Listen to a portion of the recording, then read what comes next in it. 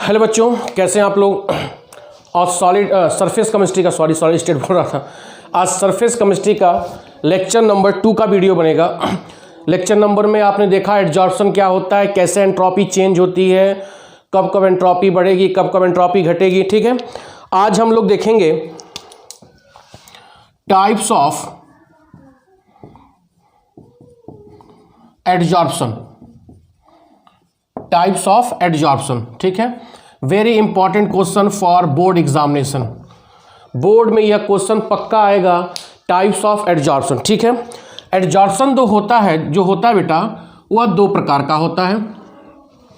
एक होता है फिजिकल एडजॉर्प्शन।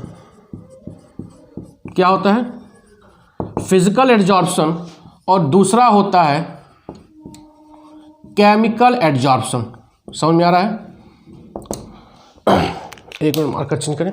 एक होता है फिजिकल एडजॉर्प्शन, दूसरा होता है केमिकल एडजॉर्प्शन। बात समझ में आ रहा है? इसको हम बोलते हैं फिजिसॉर्प्शन। फिजिसॉर्प्शन या इसको बोलेंगे कीमियोसॉर्प्शन, और इसको क्या बोलेंगे? कीमियोसॉर्प्शन। ठीक है, तो एडजॉर्प्शन को हम दो पार्ट्स में क्लासिफाई कर रहे हैं। एक होता है फिजिकल एडजॉर्प्शन, दूसरा क्या होता है? Chemical adsorption. BSc third year में भी ये अंतर पूछा जाता है। ठीक है, अब ध्यान दो। तो होता क्या, समझो थोड़ा सा। जैसे देखो, यह क्या हो गया?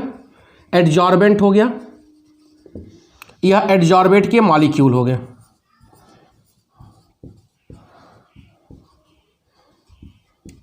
दो चीज कल बताया था, एडजॉर्बेंट सॉलिड सरफेस क्या बोलेंगे? एडजॉर्बेंट। और मॉलिक्यूल को जो उस पर एक्यूमुलेट होगा उसको क्या बोलेंगे? एडजॉर्बेंट। ठीक है, यहां पर देखो, ये अभी क्या हो गया? एडजॉर्बेंट हो गया। और ये क्या हो गया? एडजॉर्बेंट हो गया। ठीक है, समझो।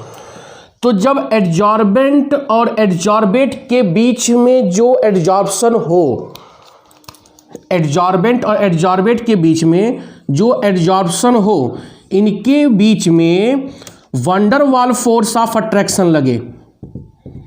क्या लगे? वंडरवाल फोर्स ऑफ अट्रैक्शन लगे। कहने का क्या मतलब है कि एडजॉर्बेट मॉलिक्यूल एडजॉर्बेंट के सरफेस पर वंडरवाल फोर्स ऑफ अट्रैक्शन के द्वारा उस पर एक्यूमुलेट हो, तो उसको हम क्या बोलेंगे? Physical adsorption. क्लियर हो रहा है? मतलब जो भी एडजॉर्बेट का मॉलिक्यूल हो, वो एडजॉर्बेंट के सरफेस पर वंडरवाल फोर्स ऑफ अट्रैक्शन के द्वारा क्या हो? एक्यूमुलेट होता जाए, इकट्ठा होता जाए, तो उसको हम क्या बोलेंगे? Physical adsorption. क्लियर हो रहा है? उसको क्या बोलेंगे? Physical adsorption. ठीक है, केमिकल एडजॉर्प्शन क्या हो? एडजॉर्बेट और एडजॉर्बेंट के बीच में जो एक्यूमुलेशन हो by the formation of chemical bond. By the formation of chemical bond, मतलब एडजॉर्बेट और एडजॉर्बेंट के बीच में बॉन्ड बन के तब एक्यूमुलेशन हो, तो उसको हम क्या बोलेंगे? Chemical adsorption. क्लियर हो रहा है? तो पहला अंतर हो गया डेफिनेशन का, कि फिजिकल एडजॉर्प्शन में एडजॉर्बेट और एडजॉर्बेंट के बीच में वंडरवाल फोर्स ऑफ अट्रैक्शन लगता है, और केमिकल एडजॉर्प्शन में एडजॉर्बेंट और एडजॉर्बेट के बीच में एक पर्टिकुलर बॉन्ड बनता है। एक पर्टिकुलर बॉन्ड बनता है। ठीक है, कपड़ा कहाँ गया? दूसरा,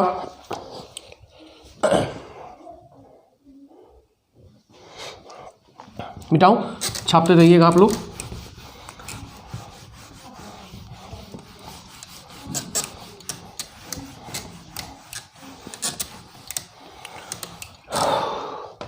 दूसरा, पहला अंतर डेफिनेशन का हो गया।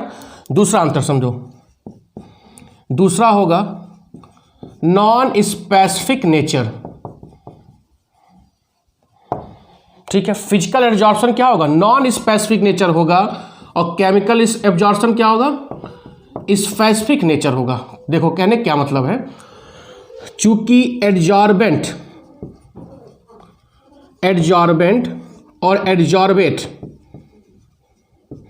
के बीच में वंडरवाल फोर्स ऑफ अट्रैक्शन है, तो वंडरवाल फोर्स ऑफ अट्रैक्शन किसी के बीच में लग सकता है, कोई स्पेसिफिक थोड़ी ना हो कि कोई पर्टिकुलर मॉलिक्यूल ही इसके साथ अटैच हो। बात समझ में आ रहा है? तो कोई भी molecule van der Waals force के द्वारा अगर एडजॉर्बेंट पे जुड़ गया तो फिजिकल एडजॉर्प्शन है, तो कोई भी जुड़ सकता है। तो मतलब इसका कोई स्पेसिफिक नेचर नहीं होगा। जैसे मान लो यह ए मॉलिक्यूल है, या दूसरा कोई बी मॉलिक्यूल है, यह भी van der Waals force of attraction जुड़ गया। मतलब एडजॉर्बेंट के सरफेस और एडजॉर्बेंट के बीच में केमिकल एडजॉर्प्शन में कोई स्पेसिफिक नेचर नहीं होता है, क्योंकि यहां पर केवल क्या लगता है, van der Waals force of attraction लगता है।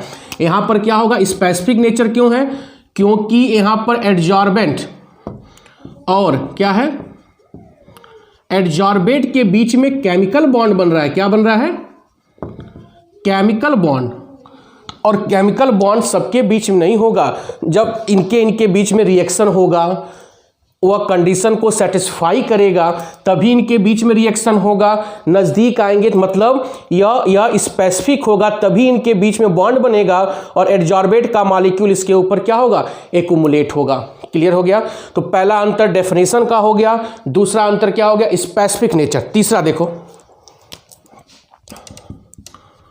यह होता है रिवर्सिबल प्रोसेस। फिजिकल एब्जॉर्प्शन क्या होता है, रिवर्सिबल होता है, यह होता है इरिवर्सिबल। केमिकल एब्जॉर्प्शन क्या होता है, इरिवर्सिबल प्रोसेस। क्यों? देखो, physical absorption is a reversible process. क्यों? क्योंकि यहाँ पे van der Waals force of attraction है। तो van der Waals force of attraction एक वीक फोर्स ऑफ अट्रैक्शन है। तो जब वीक फोर्स ऑफ अट्रैक्शन है, थोड़ा सा हीट उठ पाएगा तो स्केप करके बाहर चला जाएगा।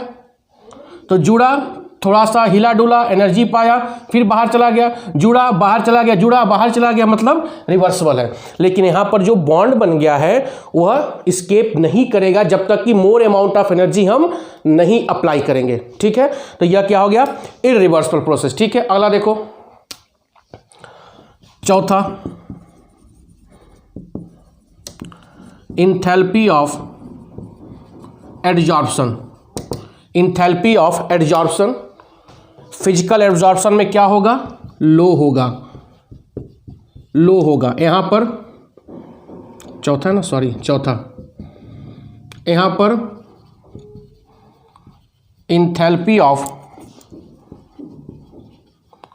एब्जॉर्प्शन क्या होगा, हाई होगा। एंथैल्पी ऑफ एब्जॉर्प्शन समझ रहे हो ना, कि जब एडजॉर्बेंट और एडजॉर्बेंट के बीच में अट्रैक्शन होता है तो इस अट्रैक्शन से जो भी ऊर्जा बाहर निकलती है उसको एंथैल्पी ऑफ एब्जॉर्प्शन में कल बताया था।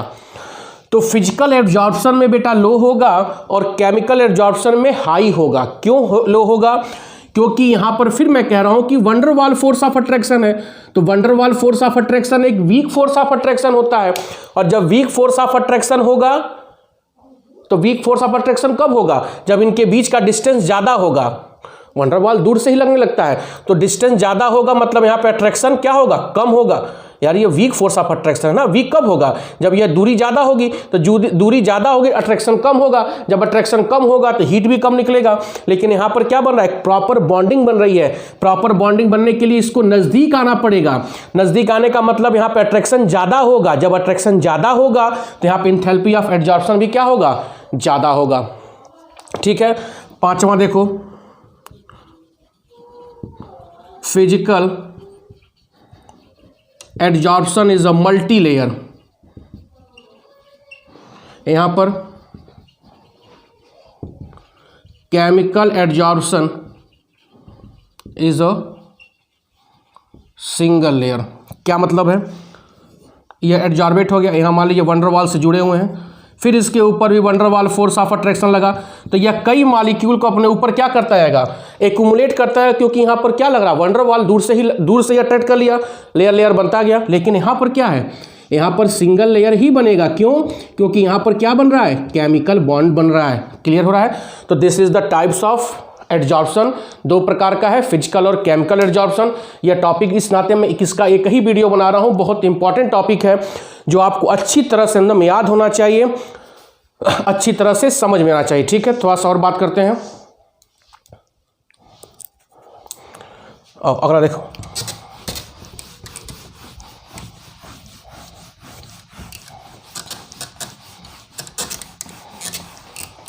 पांचवा छठवां ना,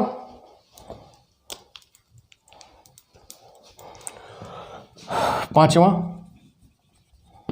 इफेक्ट ऑफ प्रेशर, यहाँ पर भी इफेक्ट ऑफ प्रेशर। ठीक है, तो फिजिकल एब्जॉर्प्शन में प्रेशर बढ़ाएंगे तो एब्जॉर्प्शन भी क्या होगा, बढ़ेगा। केमिकल एब्जॉर्प्शन में भी क्या होगा, प्रेशर जब अप्लाई करेंगे तो एब्जॉर्प्शन क्या होगा, इंक्रीज करेगा। क्यों? क्योंकि प्रेशर अप्लाई करने से क्या होगा, जैसे देखो प्रेशर जब अप्लाई करोगे तो एड्जॉर्बेट के जो मॉलिक्यूल होंगे वह एक दूसरे के क्या आएंगे, पास में आएंगे। तो पास आएंगे तो एक्यूमुलेशन होने की क्षमता क्या होगी, ज़्यादा होगी।